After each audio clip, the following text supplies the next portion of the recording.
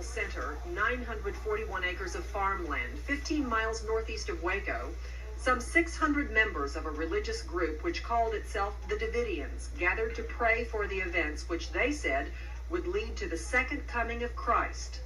From all over the United States and parts of Canada, Davidians were flocking to this, the organization's world headquarters.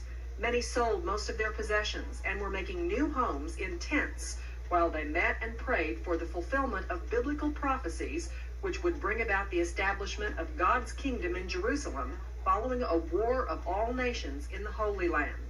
Davidians expected the war to break out in the Middle East within a few weeks.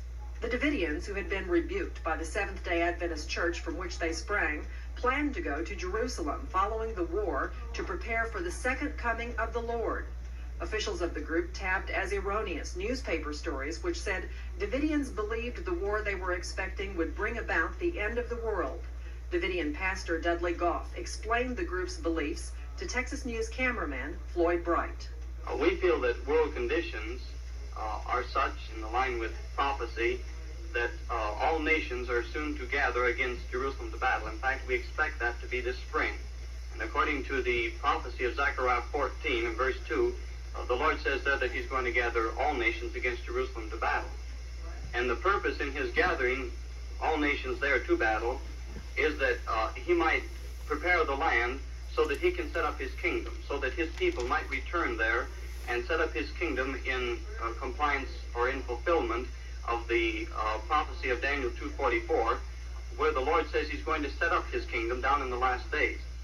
That particular prophecy is brought out on this small chart that I have here that pictures the great image of Daniel 2, which was smote by this stone upon his feet, which Daniel said breaks the image to pieces. And Daniel said that this stone is God's kingdom that is set up in the days of these kings that are represented by the toes.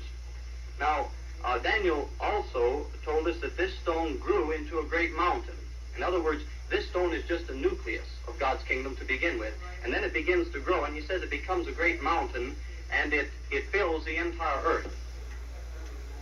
Now, that is the thing that we're expecting to come about very soon, and the beginning of it is this war in Palestine that results in the clearing of the land for God's people to go there.